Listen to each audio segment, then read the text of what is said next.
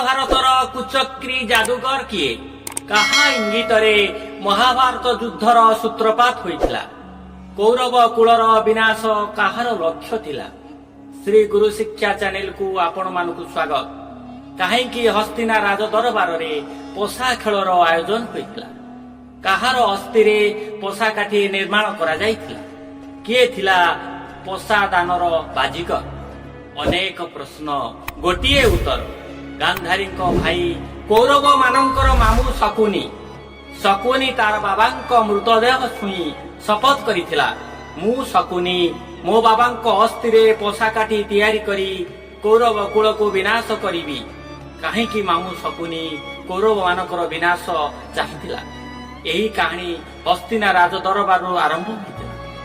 ହସ୍ତିନା ରାଜସଭାରେ ପାଣ୍ଡବ ପାଞ୍ଚ ଭାଇ ଉପସ୍ଥିତ ହେବା କ୍ଷଣି ମହାମାନି ଦୁର୍ଯ୍ୟୋଧନ ତାଙ୍କୁ ଉପହାସ କରି କହୁଥିଲା, ବସ ଆରେ ଜାର ଜାତିକା।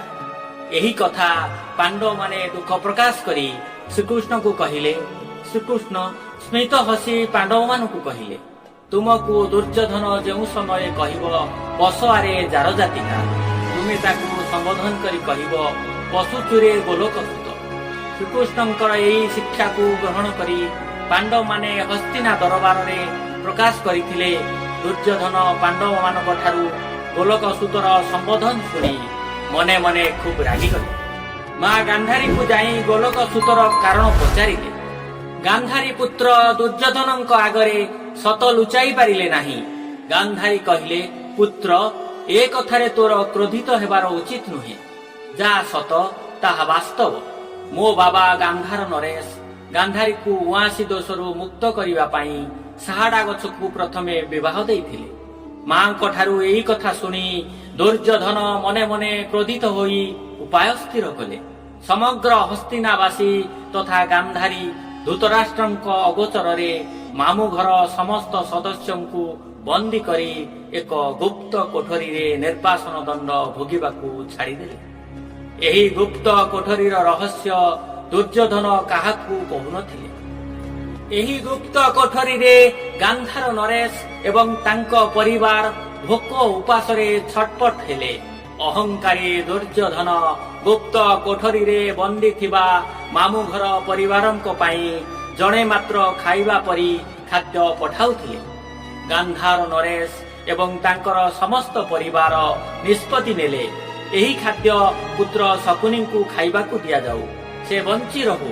କୌରବ କୁଳର ବିନାଶ ଶକୁନି ଆଖିରେ ଗୋଟିଏ ଚିତ୍ର। ତାର ବାବା ମା ପରିବାର କିପରି ଖାଦ୍ୟ ଅଭାବରେ ଛଟପଟ ହୋଇ ମୃତ୍ୟୁବରଣ କଲେ। ସେ ଗୁପ୍ତ କୋଠରୀରେ ବଞ୍ଚି ରହିଥିବା ଶକୁନି ପ୍ରତିଶୋଧର ଅଗ୍ନିରେ ଜଳୁଥିଲା। ଦିନକର ଘଟଣା ଥିଲା। ମହାମାନି ଦୁର୍ଯ୍ୟୋଧନ ଏକ ବରଗଛ ମୂଳରେ ପରିସ୍ରା କରିବା ସମୟରେ ବହୁ ଜୋରରେ ହସି ଉଠିଲେ। ଗୁପ୍ତ କୋଠରୀକୁ ଖାଦ୍ୟ ନେଇ ଯାଉଥିବା ଦାସୀଟି ହସିଦେଲା। ମହାମାନି ଦୁର୍ଯ୍ୟୋଧନ ଦାସୀର ହସ ଦେଖି ଖୁବ୍ ରାଗିଗଲେ। ଦାସୀକୁ କହିଲେ, ତୁ କାହିଁକି ହସିଲୁ? ତାର କାରଣ କହ। ଯଦି ମୋ ପ୍ରଶ୍ନର ଉତ୍ତର ନ ଦେଉ ତାହେଲେ ତୋର ମୁଣ୍ଡ କାଲି କାଟ ହେବ। ବିଚରା ଦାସୀଟି ଦୁଃଖ ଅବସାଦରେ ମ୍ରିୟମାଣ ହୋଇ ଗୁପ୍ତ କୋଠରୀ ପାଖରେ ପହଞ୍ଚି କହିଲା, ପୁଅରେ ଆଜି ମୋର ଶେଷ ଦିନ, କାଲି ମୋର ମୁଣ୍ଡ କାଟ ହେବ। ଗୁପ୍ତ କୋଠରୀରେ ଥାଇ ଶକୁନି ଦାସୀ ଠାରୁ ସମ୍ପୂର୍ଣ୍ଣ କଥା ଶୁଣିଲା। ଶକୁନି କହିଲା, ମାଉସୀ ତୁମେ କାଲି ଦୁର୍ଯ୍ୟୋଧନକୁ କହିବ, ଏହି ଫଳରୁ ଏଡେ ତରୁ ଦେଖି ହସିଲେ ରାଜାକୁରୁ। ମହାମାନି ଦୁର୍ଯ୍ୟୋଧନ ତାଙ୍କର ପରିସ୍ରା ଧାରରେ ବରଫଳ ଭାସିଯିବାର ଦେଖି ହସିଥିଲେ। ଦାସୀଟି ଶକୁନି ଠାରୁ ଶୁଣିଥିବା କଥାଟି ଦୁର୍ଯ୍ୟୋଧନକୁ କହିଲା। ଦାସୀର କଥା ଶୁଣି ଆଶ୍ଚର୍ଯ୍ୟ ହୋଇ ମହାମାନି ଦୁର୍ଯ୍ୟୋଧନ ଦାସୀକୁ ପଚାରିଲେ, ତୁ ସତ କହ, କାହାଠାରୁ ଏ ବୁଦ୍ଧି ପାଇଛୁ? ଦାସୀଟି ଭୟ ମିଶା ସ୍ୱରରେ କହିଲା, ଯୁବରାଜ ସେଇ ଗୁପ୍ତ କୋଠରୀରେ ଥିବା ଯୁବକ ମତେ ଏହି ଶିକ୍ଷା ଦେଇଥିଲେ। ଦୁର୍ଯ୍ୟୋଧନ ମନେ ମନେ ଚିନ୍ତା କଲେ, ଗୁପ୍ତ କୋଠରୀରେ ଯିଏ ଦାସୀର ପ୍ରଶ୍ନର ଉତ୍ତର ଦେଇଛି ସେ ନିଶ୍ଚୟ ବୁଦ୍ଧିମାନ। ମୁଁ ତାକୁ ହିଁ ମୋର ମନ୍ତ୍ରୀ ପଦ ଦେବି। ତାର ମନ୍ତ୍ରଣାରେ ମୁଁ ହସ୍ତିନା ସିଂହାସନର ଏକ ଛତ୍ରବାଦୀ ଶାସକ ହୋଇପାରିବି। ଅହଙ୍କାରୀ ଦୁର୍ଯ୍ୟୋଧନ ଶକୁନିକୁ ଗୁପ୍ତ କୋଠରୀରୁ ମୁକ୍ତି ଦେଇ ହସ୍ତିନାର ମହାମନ୍ତ୍ରୀ ପଦରେ ନିଯୁକ୍ତି ଦେଇଥିଲେ। ମାମୁଁ ଶକୁନି ତାର ପ୍ରତିହିଂସା ପରାୟଣତାକୁ ମନ ଭିତରେ ରଖି ଦୁର୍ଯ୍ୟୋଧନକୁ ପାଣ୍ଡବମାନଙ୍କ ବିରୁଦ୍ଧରେ ମନ୍ତ୍ରଣା ପ୍ରଦାନ କରିଥିଲା। ତାର ବାବାଙ୍କ ଅସ୍ଥିରେ ପୋଷା କାଟି ତିଆରି କରି କପଟ ପୋଷାର ଆୟୋଜନ କରିଥିଲା। ଦ୍ରୌପଦୀର ବସ୍ତ୍ର ହରଣ, ଲାକ୍ଷା ଗୃହରେ ଅଗ୍ନି ସଂଯୋଗ, ଶାନ୍ତି ଦୂତ ଶ୍ରୀକୃଷ୍ଣଙ୍କୁ ଅପମାନ ଦେଇ ମହାଭାରତ ଯୁଦ୍ଧର ସୂତ୍ରପାତ କରିଥିଲା କୁଚକ୍ରୀ ଯାଦୁଗର ଶକୁନି।